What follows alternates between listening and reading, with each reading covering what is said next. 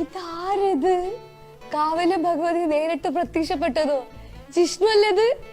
സുന്ദരി ഇവിടെ വരൂ, സുന്ദരി ഇവിടെ വന്നിരിക്കൂ. ഓക്കെ, എനിക്ക് കുശുമ്പ് അടിക്കുന്നു. എനിക്ക് ഇങ്ങനെ കാണുമ്പോൾ കുശുമ്പൊക്കെ ഫീൽ ചെയ്യുന്നുണ്ട്. ഇതിന് നമ്മുടെ ജിഷ്ണുവിനെ ഇങ്ങനെ ആക്കാനുള്ള എഫേർട്ട് നമ്മൾ കണ്ടു. നല്ല ബുദ്ധിമുട്ടാണ് അല്ലെ? 3 മണിക്കൂറോളം എടുത്തിട്ടാണ് 4.5 മണിക്കൂർ അത്ര എടുത്തിട്ടാണ് നമ്മുടെ ജിഷ്ണുവിനെ, എന്താ പേര് എന്തെങ്കിലും ഉണ്ടോ? അതെ, ഒരു എന്താ പറയാ, ഒരു ഐശ്വര്യമുള്ള ഒരു പെൺകുട്ടിയാക്കി എടുത്തത്. ശരിക്കും നിങ്ങൾ ഇത് എത്ര നേരം ശരിക്കും എടുക്കുക? 4.5 മണിക്കൂർ തന്നെയാണോ? അതിലും കൂടുതലാവും.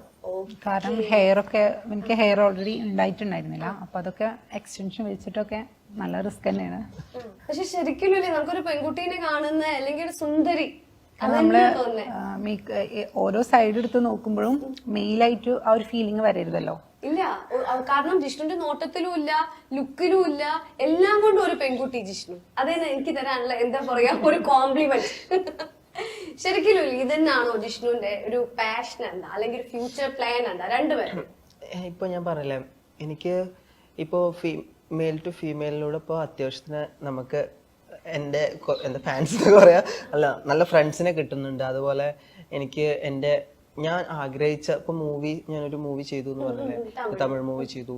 അതുപോലെ കുറെ ഓഫേഴ്സ് എനിക്കിങ്ങനെ വന്നുകൊണ്ടിരിക്കുന്നുണ്ട്. ഓരോ ദിവസം കൂടുമ്പോഴും നമുക്ക് ലാലേട്ടൻ പറയുന്ന പോലെ ഓരോ ദിവസം കൂടുമ്പോഴും ചായയുടെ മധുരം കൂടുന്നു എന്ന് അതന്നെ ആ സംഭവം പോലെ ഉയരം കൂടുന്നവർ ഇപ്പൊ ഓരോ ദിവസം കൂടുന്നവർ എനിക്ക് ഞാൻ വിചാരിക്കുന്ന അല്ലെങ്കിൽ ഞാൻ എന്തെങ്കിലും ആവണമെന്ന് വിചാരിക്കുന്ന അതിലേക്കൊക്കെ എത്താൻ കഴിയുന്നുണ്ട്. ഇപ്പൊ ഗജേന്ദ്രൻ എന്ന് പറഞ്ഞിട്ടുള്ള ഡയറക്ടർ, തമിഴ് ഡയറക്ടർ നമ്മുടെ വീഡിയോ കണ്ടിട്ട് നല്ല മെയിലും നീ അതുപോലെ ചെയ്യുന്നുണ്ട്, ഫീമെയിലും ചെയ്യുന്നുണ്ട്, അതുകൊണ്ട് ഞാൻ നിന്നെ സെലക്ട് ചെയ്തു പറഞ്ഞിട്ട് ഞാൻ ചെന്നൈ പോയി ഷൂട്ടൊക്കെ ഉണ്ടായിരുന്നു അല്ലേ. അങ്ങനെ അവിടെ പോയി ഷൂട്ടൊക്കെ ചെയ്തു വന്നു. ഇപ്പോ എല്ലാവർക്കും നമ്മൾ ഇഷ്ടപ്പെടുന്നുണ്ട്, അല്ലെങ്കിൽ എല്ലാവർക്കും ഒരുപാട് നെഗറ്റീവാണ് വരിക ഇപ്പോൾ ഫീമെയിൽ വേർഷൻ ചെയ്യുമ്പോൾ. പക്ഷെ ആരും എനിക്ക് അങ്ങനെ നെഗറ്റീവായിട്ട് ആരും പറയുന്നില്ല അധികം. ഞാൻ കണ്ടിട്ടില്ല സത്യം പറഞ്ഞാൽ. അപ്പോൾ കമന്റ് കുറേ വരാറുണ്ട്, അതിലൊക്കെ ഞാൻ എടുത്ത് നോക്കാറുണ്ട്, എല്ലാവർക്കും റിപ്ലൈ കൊടുക്കാറുണ്ട്. പക്ഷെ മെസ്സേജിന് ഞാൻ റിപ്ലൈ കൊടുക്കാറുണ്ട്.